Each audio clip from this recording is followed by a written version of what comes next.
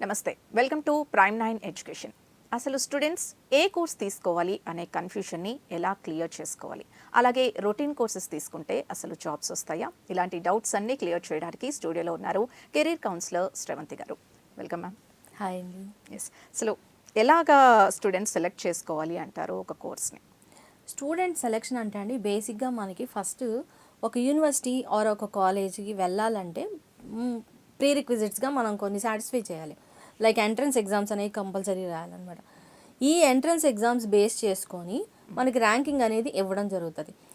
అలా ఆ preferences base చేసుకొని ఇవ్వడం ఒక టైప్. రెండోది వచ్చేసరికి పేమెంట్స్ కానీ డొనేషన్స్ కానీ ఇలాగా చేసి పర్టికులర్గా ఒక కోర్స్ కావాలి అని అనుకోవడం రెండోది అనమాట. అండ్ బేసిక్గా స్టూడెంట్స్ ఫస్ట్ నుంచి కూడా ఏంటంటే టార్గెట్ ఈ ప్రజెంట్ డేస్లో మనం చూస్తే కంపల్సరీగా నాకు సిఎస్సినే కావాలి అనే అంటారు. లైక్ ఇప్పుడు మీరు అన్నట్టు జై తీసుకోండి లేదా ఎంసెట్ తీసుకోండి, ఏ టైప్ ఆఫ్ ఎంట్రన్స్ ఎగ్జామ్స్ రాసినా కూడా ఫస్ట్ టార్గెట్ ప్రతి ఒక్క స్టూడెంట్కి సిఎస్సి అనమాట. సో నేను కూడా అదే చెప్తా, ఇట్స్ ఫైన్ సిఎస్సి నువ్వు ఎక్స్పెక్ట్ చేయడంలో తప్పలేదు, బట్ అది మనకి వచ్చేటట్టు కూడా ఉండాలన్నమాట. ఏదో ఒక కాలేజీకి వెళ్ళిపోదాము సిఎస్సి అయితే చాలు అన్న ఉద్దేశంలో అయితే మాత్రం మీరు ఉండద్దు అని చెప్తాను. ఓకే, మరి ఇప్పుడు చూస్తే కంప్యూటర్ కోర్సెస్ వరకు వస్తే చాలా కోర్సెస్ ఉంటున్నాయి. అవునండి. అసలు ఇందులో డిఫరెన్స్ ఏంటి? మీకు ఇది చెప్పాలంటే ఒక చిన్న స్టోరీ చెప్తాను. సో యాక్చువల్లీ మనకి ఇన్ని రకాల కోర్సెస్కి పర్మిషన్ ఇచ్చేది ఏఐసిటి అనమాట. సో ఏఐసిటి ఏంటంటే ప్రతి ఒక్క కోర్స్కి 60 సీట్స్ అని, 120 అని, 180 అని, ఇంకొంచెం నెక్స్ట్ అంటే 240 సీట్స్ వరకు ఇవ్వడం అయితే జరుగుతుంది అనమాట. సో అన్ని కోర్సెస్ బేసిక్గా కంటెంట్ అయితే 80% సేమ్ ఉంటుంది. ఓకే, 20% మాత్రమే ఆ నేమ్కి తగ్గట్టు రిమైనింగ్ సబ్జెక్ట్స్ని అయితే ఆ 20%కి అయితే యాడ్ చేస్తారనమాట. సో జస్ట్ లైక్ ఇంకా ఒక ఎగ్జాంపుల్ చిన్న కథ చెప్తాను అన్నాను కదా. మీరు సపోజ్ ఒక రెస్టారెంట్కి వెళ్ళారు, మీరు చికెన్ బిర్యానీ ఆర్డర్ చేశారు, నేను పన్నీర్ బిర్యానీ ఆర్డర్ చేశాను, ఇంకొకరు సంథింగ్ ఫ్యూజన్ బిర్యానీ ఆర్డర్ చేశారు. సో బేసిక్గా వాడిచ్చే రైస్ అయితే ఇట్స్ కామన్, పైన మాత్రం చేంజ్ అవుతూ ఉంటుంది, ఐ మీన్ ఐటమ్ని బట్టి. సో ఇక్కడ కూడా అంతే అనమాట. లైక్ సిఎస్సిలో మళ్ళీ ఆర్టిఫిషియల్ ఇంటెలిజెన్స్, మెషిన్ లెర్నింగ్ ఉంటుంది. సో దానికి ఒక 4 సబ్జెక్ట్స్ 5 సబ్జెక్ట్స్ యాడ్ అవుతాయి కంప్లీట్గా కరికులంలో. సిఎస్సి అనేది బేసిక్. ఓకే, ఆ బేసిక్కి ఈ ఆర్టిఫిషియల్ ఇంటెలిజెన్స్ యాడ్ అవుతుంది, మెషిన్ లెర్నింగ్ యాడ్ అవుతుంది, లేదు డేటా సైన్స్ యాడ్ అవుతుంది, and IoT or cyber security, ఇలాగా ఒక 5-6 సబ్జెక్టులు వరకు అయితే మాత్రమే డిఫరెన్స్ ఉంటుంది. కానీ బేసిక్గా సిఎస్సి అనేది ఇట్స్ కామన్. మీరు రేపు ఇంటర్వ్యూకి వెళ్ళినా కూడా, ఒక స్టూడెంట్ ఇంటర్వ్యూకి వెళ్ళినా కూడా నువ్వు ఐఓటీని చేస్తేనే నీకు ఎంట్రీ, లేదు డేటా సైన్స్ చేస్తేనే నీకు ఎంట్రీ అనే రిస్ట్రిక్షన్స్ ఏ హెచ్ఆర్ కూడా పెట్టదు. ఓకే, నువ్వు సిఎస్సి చేస్తే మేబీ ఒక 1% ఎక్కువ ప్రిఫరెన్స్ ఉంటుంది, వీడు ఎక్కువ చదివున్నాడు అది వాళ్ళకి రిలేటెడ్గా సబ్జెక్ట్స్ అని. అంతకు మించి నువ్వు ఏ కోర్స్ చేసినా కూడా it is common. And completely ఆ టైంలో ఇంటర్వ్యూలో నువ్వు పెర్ఫామ్ చేసేదాన్ని బట్టి, వాళ్ళు అడిగిన క్వశ్చన్స్కి నువ్వు ఆన్సర్ ఇచ్చేదాన్ని బట్టి మాత్రమే ఉంటుంది అనమాట. ఓకే, ఇప్పుడు మీరు అన్నట్టుగా AIML, DS, cyber security, IoT, ఇవి కాకుండా ఇంకేమైనా ఉన్నాయా? ఇంకా అడ్వాన్స్డ్ కోర్సెస్ ఉన్నాయండి. నేను మన వ్యూవర్స్ అందరికీ కూడా నేను పీపీటీ ఒకటి పెడతాను. సో దాని నుంచి వాళ్ళు తెలుసుకోవచ్చు ఏమేమి కోర్సెస్ ఉన్నాయి అనేది.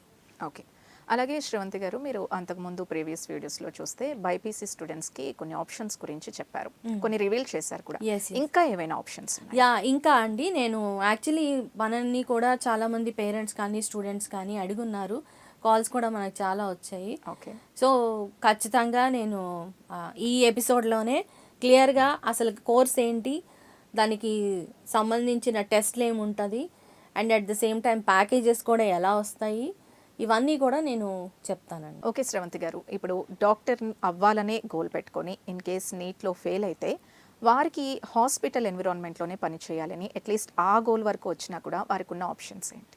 సూపర్ అండి మీరు అడిగిన question.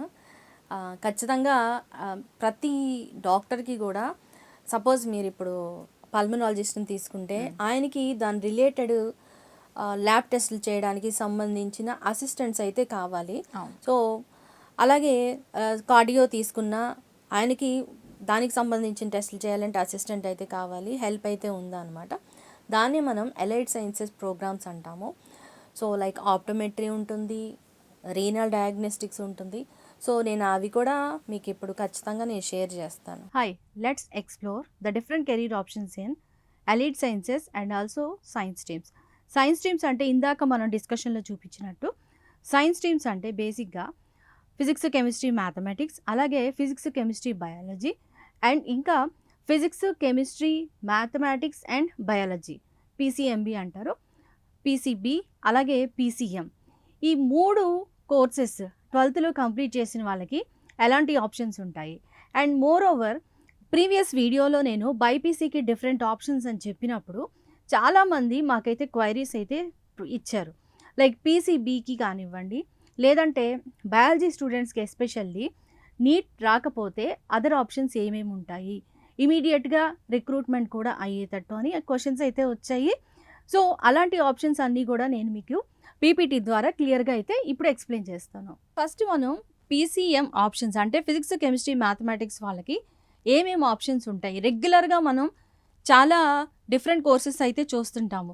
Like depending upon only artificial intelligence, data science, machine learning, IoT, cyber security ఇలాంటి వాటికే కాకుండా and also traditional engineering subjects like electronics, electrical engineering, mechanical, ఇవే కాకుండా ఇంకా మనకి కొత్తగా ఉన్న కోర్సెస్ అనమాట. అంటే ఫ్యూచర్ ఎప్పుడు కూడా మనం ఈ పాత సబ్జెక్ట్స్లోనే ఉండిపోకుండా కొత్త రకం సబ్జెక్ట్స్ని కూడా మనం ఎక్స్ప్లోర్ చేసుకోవాలి. And at the same time ఇవి కనుక చేస్తే మనకి ఖచ్చితంగా మంచి జాబ్ ఆపర్చునిటీస్ అయితే 100% గ్యారంటీ. రానున్న రోజుల్లో వీటికే ఎక్కువ ఖచ్చితంగా డిమాండ్ అయితే ఉంటుంది. So let's see those options. First వచ్చేసరికి ఇంజనీరింగ్ అండ్ స్పేస్. సో ఇంజనీరింగ్కి వచ్చేసరికి సెమీ కండక్టర్ డిజైన్స్ గురించి, అలాగే స్పేస్ టెక్నాలజీ గురించి, ఏరోస్పేస్ ఇంజనీరింగ్ గురించి ఇక్కడైతే మనం డిస్కస్ చేస్తాం. Next data science and AI, దీని గురించి మనందరికీ కొంచెం బాగా తెలిసిందే. ఆర్టిఫిషియల్ ఇంటెలిజెన్స్ టూల్స్ ఎలా డెవలప్ చేయాలి, అలాగే డేటా సైన్స్ అంటే అనలిటిక్స్ గురించి ఈ పార్ట్లో మనం తెలుసుకుంటాం. And tech policy, like different technologies అయితే ప్రజెంట్ ప్రొడ్యూస్ అవుతున్నాయి, బట్ వాటికి కూడా పాలసీ మేకింగ్ అనేది చాలా ఇంపార్టెంట్ అనమాట. సో అలాంటి వాటి గురించి మనం తెలుసుకోవాలంటే టెక్ పాలసీస్ గురించి అయితే కంప్లీట్గా చెప్పాలి. Next environmental science. ఈ మధ్య రోజుల్లో ఎన్విరాన్మెంట్ ఇంపాక్ట్ చాలా ఉంటుంది. లైక్ రెగ్యులర్గా మనం చూస్తూ ఉంటే day to day weather changes అనేవి విపరీతంగా ఉంటున్నాయి. సో ఆ వెదర్ చేంజెస్ వల్ల మనకి పడే ఇంపాక్ట్ ఏంటి, అలాంటి చేంజెస్ నుంచి కూడా మనం ఎలా సర్వైవ్ అవ్వాలి అనే వాటి గురించి ఈ కోర్స్ చేసినందువల్ల తెలుస్తుంది. అండ్ దీనికి కూడా ఫ్యూచర్లో మంచి డిమాండ్ అయితే ఉంది. So PCM careers engineering and space గురించి డిస్కస్ చేద్దాం. సో ఫస్ట్ థింగ్ ఇక్కడ వచ్చేసరికి సెమీ కండక్టర్ ప్రాసెస్ ఇంజనీర్. బేసిక్గా ఇది కంప్లీట్గా వచ్చేసరికి మనకి చిప్ డిజైనింగ్ మీద ఉంటుంది అనమాట. Like fabricating and also modern electronics develop చేయడము, అలాగే స్మార్ట్ ఫోన్స్లో యూజ్ చేసే చిప్ డిజైనింగ్ గురించి అయితే ఈ కోర్సులో మనం తెలుసుకుంటాము. అండ్ స్పేస్ సిస్టమ్స్ ఇంజనీర్కి వచ్చేసరికి లైక్ కంప్లీట్గా developing, designing, testing and operating satellites అనమాట. స్పేస్ క్రాఫ్ట్స్ కానీ చిన్న శాటిలైట్స్ కానీ ఇలాంటివి మనం ప్రొడ్యూస్ చేయాలంటే ఖచ్చితంగా మనం స్పేస్ సిస్టమ్ ఇంజనీరింగ్ అనేది ఖచ్చితంగా చదవాల్సిందే. దీంట్లోనే మనకి ఇంకొకటి కూడా ఉన్నాయి, అవి వచ్చరికి శాటిలైట్ డేటా సైంటిస్ట్ అనమాట. వీళ్ళు ఏం చేస్తారంటే అనలైజ్ చేసి డేటాని ఇమేజెస్ అన్నీ కలెక్ట్ చేసుకొని వాటిని అనలైజ్ చేసి డే టు డే మానిటరింగ్ అనేది జరుగుతుంది. అండ్ ఆల్సో నావిగేషన్ అండ్ టెలికమ్యూనికేషన్కి ఇది బాగా హెల్ప్ అవుతుంది. And astronomical data science. So ఇక్కడ కూడా వచ్చేసరికి మనకి కాస్మిక్ డేటాని కలెక్ట్ చేస్తాం టెలిస్కోప్స్ యూజ్ చేసి. And space missions and also యూనివర్స్లో జరుగుతున్న రకరకాల మార్పులు గురించి కంప్లీట్గా అయితే ఇది చదివితే మాత్రం మనకి ఇన్ఫర్మేషన్ అయితే తెలుస్తుంది. సో దీనివల్ల మనకి ఇస్రోలో జాబ్ ఆపర్చునిటీస్ అయితే దొరుకుతాయి. నెక్స్ట్ రెగ్యులర్గా మనకు తెలిసిందే artificial intelligence, machine learning, research.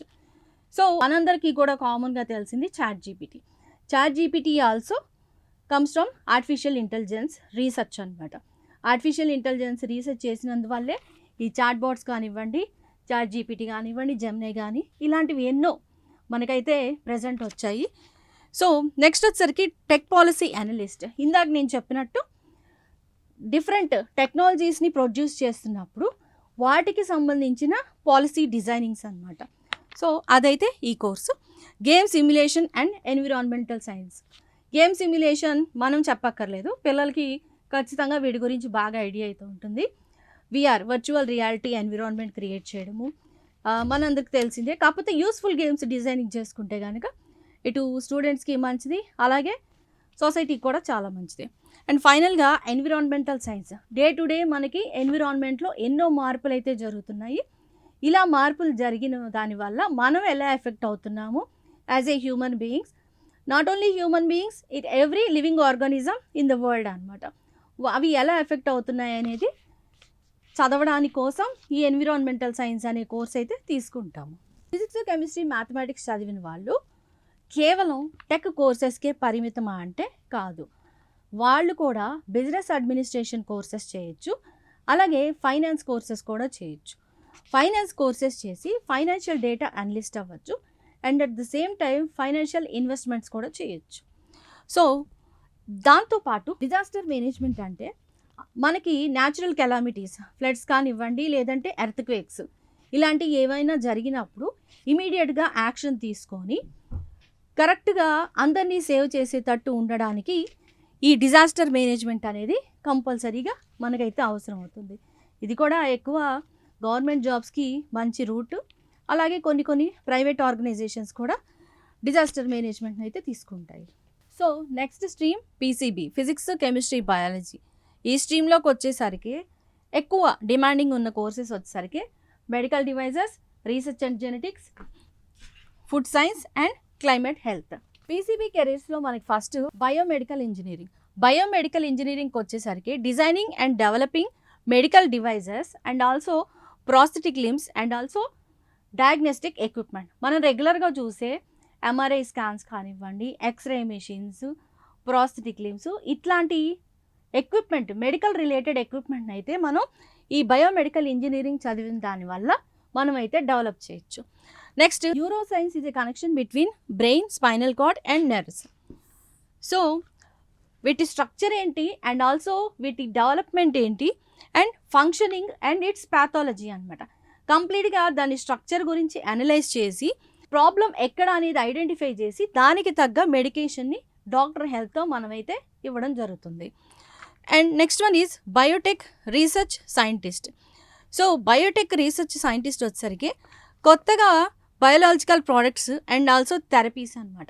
మనకు తెలుసు లైక్ కోవిడ్కి మనం ఎంత ఎఫెక్ట్ అయ్యామో, ఇండియా ఫస్ట్ వ్యాక్సిన్ అయితే డెవలప్ చేసింది. So biomedical research scientist duty ఏంటంటే కొత్తగా ఏదైనా మెడిసిన్స్ ఇలాంటివి తయారు చేయడం అనమాట. అండ్ నెక్స్ట్ వచ్చేసరికి క్లినికల్ రీసెర్చ్ సైంటిస్ట్. సో వీళ్ళు కూడా సిమిలర్గానే ఉంటుంది వర్క్, వీళ్ళు కాకపోతే క్లినికల్ ట్రయల్స్ అనే దాని గురించి ఎక్కువ స్టడీ చేస్తారనమాట. And another one genetic engineering వచ్చేసరికి డిఎన్ఏ మోడిఫై చేసి ఏదైనా డిసీజెస్ లైక్ హ్యూమన్ బీయింగ్స్లో కానీ లేదంటే ప్లాంట్స్లో కానీ ఉంటే వాటిని రెక్టిఫై చేసి కరెక్ట్ చేస్తారు. And regenerative medicine scientist. So మన బాడీలో ఏదైనా డ్యామేజ్ అయినప్పుడు దాన్ని మళ్ళీ రీగ్రో చేయడానికి, మీకు ఇక్కడ ఒక బెస్ట్ ఎగ్జాంపుల్ చెప్తా. చాలామందికి కార్టిలేజ్ ఇష్యూస్ అయితే ఉంటాయి, కార్టిలేజ్ డ్యామేజ్ అవుతుంటుంది. అలా కార్టిలేజ్ డ్యామేజ్ అయినప్పుడు ప్రీవియస్లో పద్ధతి వేరుగా ఉండేది అనమాట. బట్ ఈ రోజుల్లో ఏంటంటే ఈజీగా కార్టిలేజ్ అంటే ఏం లేదండి, మోకాల్లో గుజ్జు. సో అది అరిగిపోయింది, నడవడానికి ఇబ్బంది పడుతున్నారు. ఇలాంటి ఇష్యూస్ మనమైతే ఎప్పుడు డే టు డే వింటూనే ఉంటాం, చూస్తూనే ఉంటాము.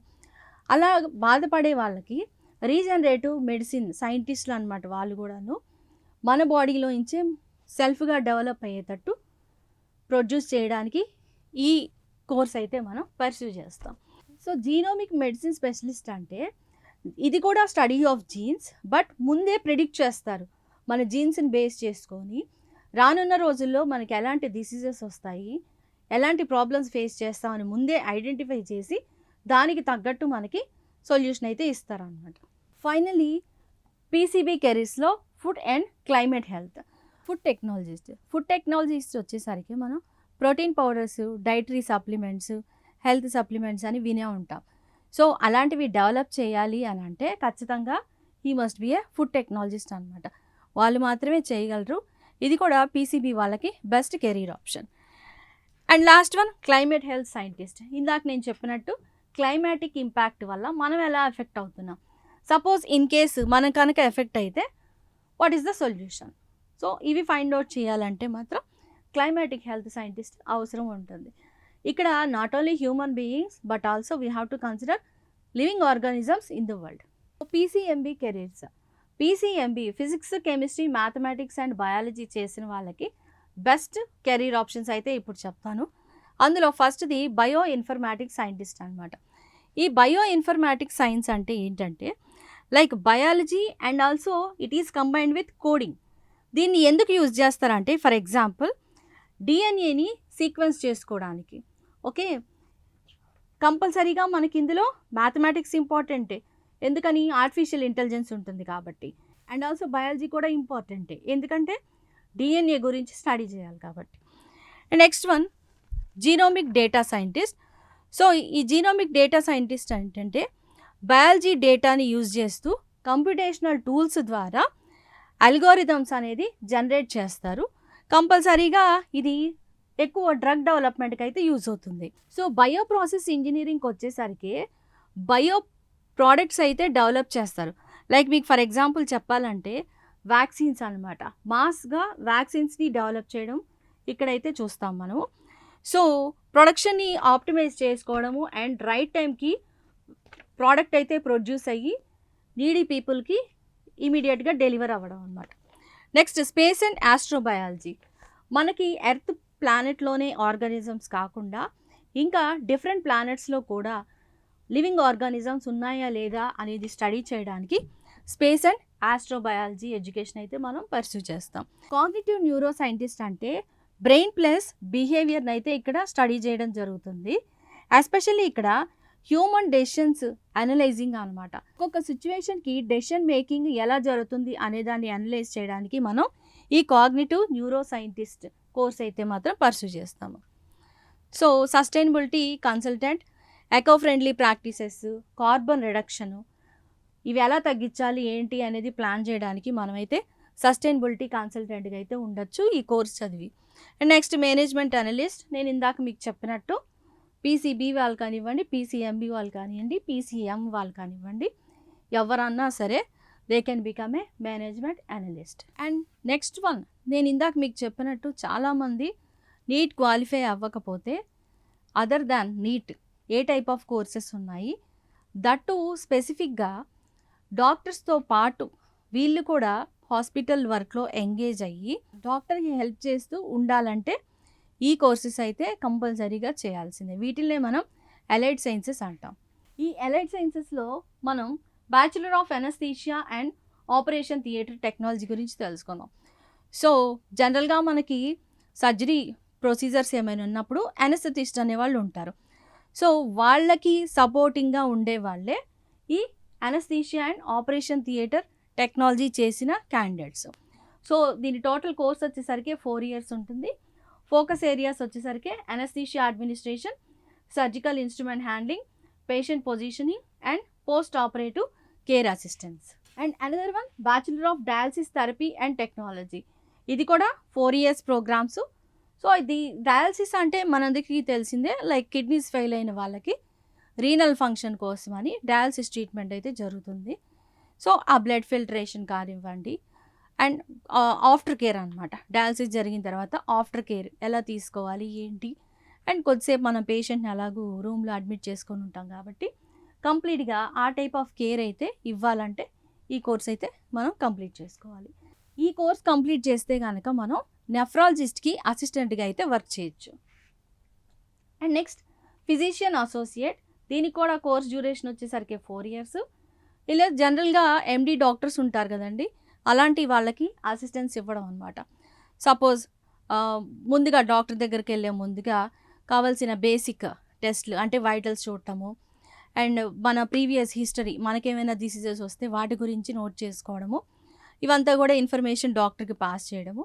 అండ్ ఆల్సో డాక్టర్ ఏదైనా మెడిసిన్స్ ప్రిస్క్రైబ్ చేస్తే డాక్టర్ ఎగ్జామినేషన్ తర్వాత అది వచ్చి మళ్ళీ మనకి హెల్ప్ చేయడం అనమాట, ఎలా వాడాలి ఏంటి అనేది. సో ఈక్వల్ టు దగ్గరగా అయితే డాక్టర్తోనే ఉంటుంది. అండ్ మెడిసిన్ కూడా వీళ్ళే సజెషన్స్ అయితే ఇస్తారనమాట. లైక్ ఎలా తీసుకోవాలి ఏంటి అనేది. మెడిసిన్ అయితే ప్రిస్క్రైబ్ చేయరు, ప్రిస్క్రైబింగ్ ఉండదు, కానీ ఎలా తీసుకోవాలి ఏంటి అనేది మాత్రం వీళ్ళు చెప్తారు. అండ్ నెక్స్ట్ ల్యాబొరేటరీ సైన్స్, ఇది అందరికీ కామన్గా తెలిసిందే. ఇంటర్ కంప్లీట్ అయిన తర్వాత బీఫార్మసీ కాకపోతే బిఎల్ఐఎస్సి చదువుతారు. సో ఇది కూడా actually 4 years programme. And lab technicians, medical laboratory scientist and డయాగ్నోస్టిక్స్లో కూడా వీళ్ళైతే వర్క్ చేసుకోవచ్చు. అండ్ రెస్పిరేటరీ టెక్నాలజీ, వీళ్ళు వచ్చేసరికి పల్మనాలజిస్ట్కి అసిస్టెంట్గా వర్క్ చేస్తారు. వీళ్ళు కూడా సేమ్ అనమాట. బిఫోర్ గోయింగ్ టు డాక్టర్ ముందుగా ప్రీ రిక్విజిట్స్ కొన్ని ఉంటాయి, లైక్ వైటల్స్ చెక్ చేయడంతో పాటు బ్రీతింగ్ కెపాసిటీని అనలైజ్ చేయడము, ఇలాంటివన్నీ చెక్ చేసి మెషినరీ తోటి తర్వాత రిపోర్ట్ అయితే జనరేట్ చేసి డాక్టర్కి అయితే చూపిస్తారు. అండ్ ఆఫ్టర్ దట్ కూడా మెడిసిన్స్ కానీ ఆర్ ఇన్హేలర్స్ కానీ ఎలా యూజ్ చేయాలనేది వీళ్ళైతే క్లియర్గా ఎక్స్ప్లెయిన్ చేస్తారు. అండ్ ఎమర్జెన్సీ మెడికల్ టెక్నాలజీ, ఇది కూడా 4 years ఉంటుంది.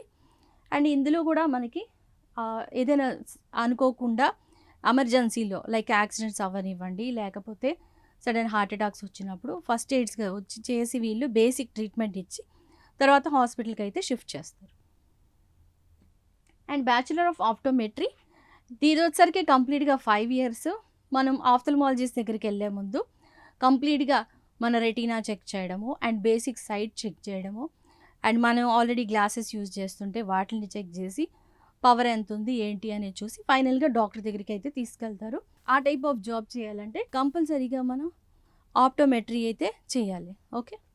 Bachelor of critical care technology అంటే ఎక్కువ వీళ్ళు ఎమర్జెన్సీలో తీసుకొచ్చిన పేషెంట్స్ని ఐసీయూలో పెడతారు కదా. సో ఈ ఐసీయూలో పెట్టినప్పుడు క్రిటికల్ కేర్ అనమాట, కొంచెం జాగ్రత్తగా చూసుకోవాల్సిన వాళ్ళు అండ్ ఫస్ట్ ప్రిఫరెన్స్ ఇవ్వాల్సిన పేషెంట్స్ వీళ్ళు. ఇలాంటి వాళ్ళని ఎలా కేర్ చేయాలి, ఎమర్జెన్సీ నుంచి వాళ్ళని నార్మల్కి షిఫ్ట్ చేసేదాకా కంప్లీట్గా వీళ్ళే టేక్ కేర్ చేస్తారనమాట. And other one bachelor of cardiovascular technology, వీళ్ళు వచ్చేసరికి మనకి కార్డియాలజిస్ట్ దగ్గర అసిస్టెంట్గా అయితే చేస్తారు. అండ్ ఇది కూడా 4 years కోర్స్ డ్యూరేషన్. ఎక్కువ కార్డియాక్ క్యాటరైజేషను అండ్ కార్డియోవాస్కులర్ డిసీజెస్ని ఏమైనా ఉంటే ఫైండ్ అవుట్ చేయడము, డిఫరెంట్ టెస్ట్లు చేసి ఆ రిపోర్ట్స్ చూసి అండ్ ఈసీజీలు ఇవన్నీ కూడా వాళ్ళే తీస్తారు. 2D ఎకో టెస్ట్లు ఇవన్నీ వాళ్ళే హ్యాండిల్ చేస్తారనమాట. And well known bachelor of physiotherapy, ఇది అందరికీ తెలిసిన సబ్జెక్టే. ఆర్థోపెడిషియన్కి అసిస్టెంట్గా వర్క్ చేస్తారు.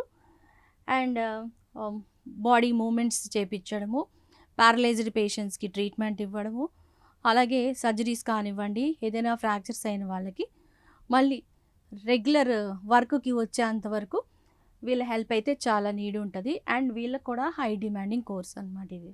సో ఫైనల్లీ నేను different courses for PCB, PCM, PCMB చెప్పాను. ఎస్పెషల్లీ పీసీబీ వాళ్ళకి అలైడ్ కోర్సెస్ అయితే చాలా హెల్ప్ అవుతాయి. మీకు ఇంకా ఏమైనా డౌట్స్ ఉన్నా లైక్ ఇంకా ఇన్ఫర్మేషన్ ఏమైనా తెలుసుకోవాలనుకున్నా కోర్సెస్ గురించి, కాలేజెస్ గురించి ఈ నెంబర్కి అయితే కాల్ చేసి ఇన్ఫర్మేషన్ అయితే తెలుసుకోండి. Thank you and wish you all the best. మరి ఇప్పుడు మీరు చెప్పిన కోర్సెస్ అన్నీ కూడా మన ఇండియాలో అవైలబుల్గా ఉన్నాయంటారా, లేదు ఖచ్చితంగా అబ్రాడ్ వెళ్ళాల్సిందేనా? మ్యాక్సిమం ఇండియాలో కూడా ఉన్నాయండి, లేదు ఇంకొంచెం అడ్వాన్స్డ్గా కావాలి అంటే మాత్రం మన అబ్రాడ్ అయితే చూస్ చేసుకోవాల్సిందే. చాలా భాగం అయితే ఇండియాలో కూడా ఉన్నాయి. ఇప్పుడు లైక్ అదే నేను అంటుంది, చాలా మందికి తెలియని విషయం ఏంటంటే ఇన్ని కోర్సెస్ ఉన్నాయన్న సంగతి కూడా తెలియదు. ఓకే, ఇవన్నీ కూడా డిఫరెంట్ కోర్సెస్. మనం ఏంటంటే రెగ్యులర్ ప్యాటర్న్ అనమాట, సిఎస్సి. అంతకుమించి ఇంకా రిమైనింగ్ ఎక్స్ప్లోర్ చేద్దామన్న థాట్ లేదు, చెప్పేవాళ్ళు కూడా లేరు. ఓకే, థ్యాంక్ యూ శ్రవంతి గారు. ఇప్పటివరకు అంటే రొటీన్గా కాకుండా ఇంకా ఏ కోర్సెస్ అవైలబుల్ ఉన్నాయి, ముఖ్యంగా బైపీసీ స్టూడెంట్స్ వాళ్ళకు ఉన్న ఆప్షన్స్ గురించి కూడా చాలా మంచి ఇన్ఫర్మేషన్ ఇచ్చారు. Thank you. థ్యాంక్స్ అండి. విన్నారు కదా, రెగ్యులర్గా ఉన్న కోర్సెస్ కాకుండా ఇంకా ఎన్ని ఆప్షన్స్ మనకి అవైలబుల్గా ఉన్నాయో శ్రవంతి గారు చాలా క్లియర్ కట్గా వివరించారు. సో దీని గురించి ఇంకా తెలుసుకోవాలి అనుకుంటే శ్రవంతి గారిని కాంటాక్ట్ అవ్వచ్చు. స్క్రీన్పై కనిపిస్తున్న నెంబర్స్కి డైరెక్ట్గా కాల్ చేసి మాట్లాడండి.